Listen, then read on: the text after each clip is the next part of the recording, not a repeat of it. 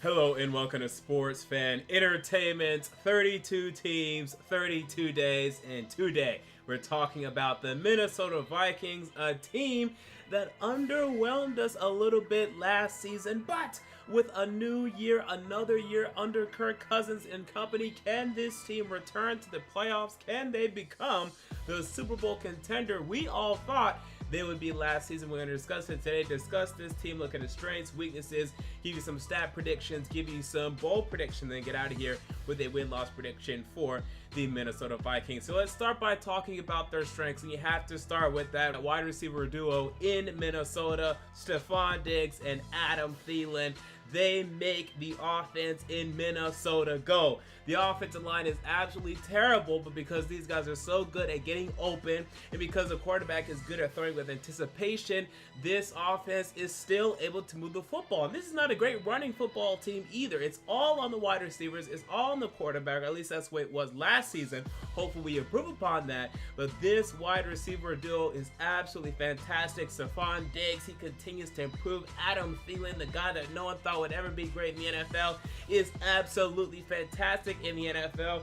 Which of these two do you prefer? I'm a Thielen guy, but either way, you gotta love the wide receiver duo in Minnesota. And you must also love the defensive line to me. You look at Linval Joseph. This guy is an absolute beast at the defensive tackle position.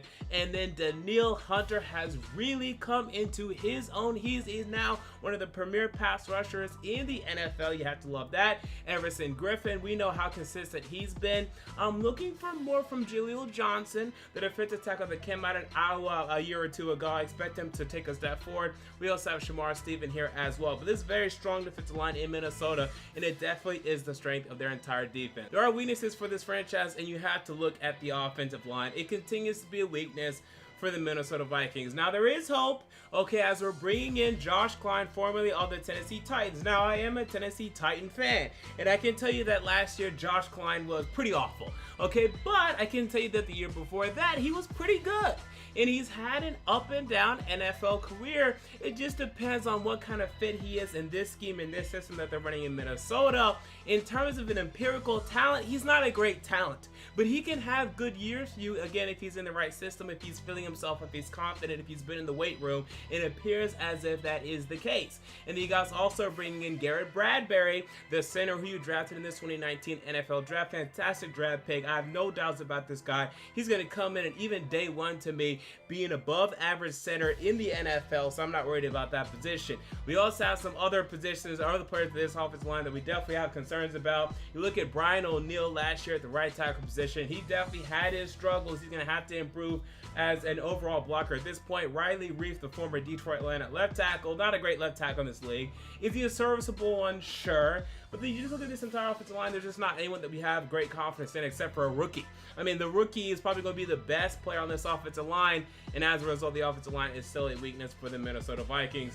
We look at the X factor, though, for the Minnesota Vikings, and it has to be the running back position. It is not the quarterback position to me.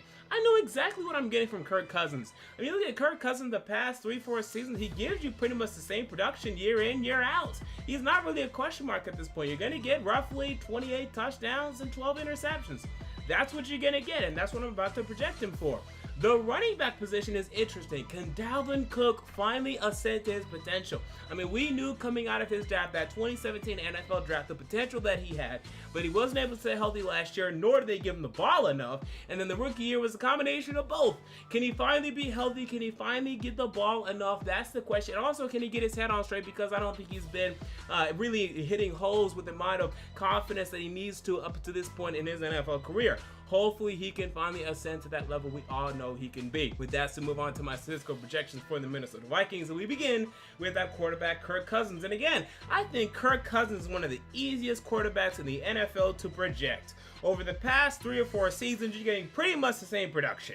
I mean, it's pretty much the same thing. I have him down for 4,100 passing yards, 27 touchdowns, 11 interceptions, and a 95.0 passer rating. So he's going to have less touchdowns and one more interception than he had last year, but I think that's because the Vikings will lean more on their run game, and I think that will serve them better when it comes to their win-loss record. Running back Dalvin Cook, 240 carries, 1,100 yards, and 6 touchdowns. So I'm betting on Dalvin Cook, and I've done this for the past 2 seasons. and it has not worked out for me. But I'm going to do it yet again because I have this much faith in this running back. I think he's a very talented running back out of Florida State. I was absolutely in love with Dalvin Cook. I think he'll finally reach his potential. Just give him the damn ball. Just give him the rock. Even sometimes when you're down in these games, you don't have to go completely pass happy, Minnesota. Run the rock. And then we have wide receiver Adam Thielen. More fantastic production for him. 105 catches, 1,300 yards, and 10 touchdowns for Mr. Thielen. Look at my bold predictions for the Minnesota Vikings. Dalvin Cook finally breaks out. All right, so this is finally going to be when we start to talk about Dalvin Cook being one of the best running backs in the NFL. I don't think anyone's going to have him. He's going to be borderline top 5, but I think he'll definitely be top 10. I think you'll look at Dalvin Cook after the season and say, okay, he's top 10. You know, I think that's the type of season he's going to have. I think it's really going to be electric. I think it's going to be fun to watch. And we'll finally be able to talk about him in terms of being a real threat at the running back position. Look at bold prediction number 2. Irv Smith Jr. impresses as a rookie. Irv Smith Jr., the second-round pick out of Alabama for this Minnesota Vikings team. A guy in college that really performed his last season in college, but was really quiet up until that point. Didn't play much his freshman year and sophomore year. Played a little more, and then his junior year finally really showed out. I think this guy showed great potential at Alabama last year. Came down with about 780, I believe, receiving yards, and I thought he was very fluid at the combine. Looked good, looks like a good pass catcher, and he's going to be a nice compliment to Kyle Rudolph here in the offense in Minnesota, so I'm looking forward to him. And then bold prediction number 3, I think the Vikings will make the playoffs if they're healthy. Now again, they're going to have to be healthy.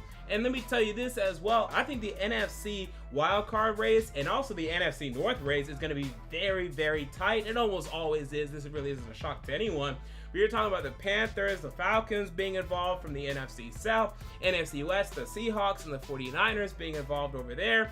And I think NFC East, I think the Cowboys and the Eagles will make the playoffs easily. I think one of them will be either the first or second or worst third seed in the NFC to me, and then the other one's going to easily grab the 5th seed. So I think you're talking either winning the NFC North or getting that 6th wild card spot. Now, let me tell you, okay, I'm just going to hint at this. Y'all ain't going to believe who I have winning the NFC North this year. It ain't the Bears either, okay?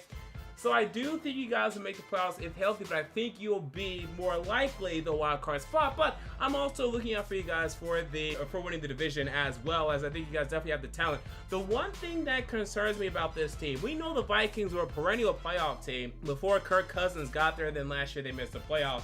We're still kind of talking about the same guys, especially defensively for this team. Like, you know, we're still talking about Anthony Barr. We're still talking about Xavier Rhodes. We're still talking about Linval Joseph. Danielle Hunter's more of a, new name. Mackenzie Alexander, same thing. But, are some of these players that have been good players for years, like, Xavier Rhodes, are they going to start falling off? Are they going to have a bad season? Are we going to start, having to replace those guys? I mean, the NFL, it's always a revolving door. I think this defense, maybe it's just getting to that point where it's not going to be as productive as it's been in years past. So that's why I don't definitively have you guys winning the division, but I do think you guys will make the playoffs. I do think you guys will be the wild card in the NFC right now. So there you go. Those are my thoughts on the Minnesota Vikings. What are your thoughts? Comment down below. I want to know. If you enjoyed the video, make sure to like, comment, and most importantly, to subscribe. And until next time, this has been MJ of Sports Fan Entertainment, and I'm out. See you all later.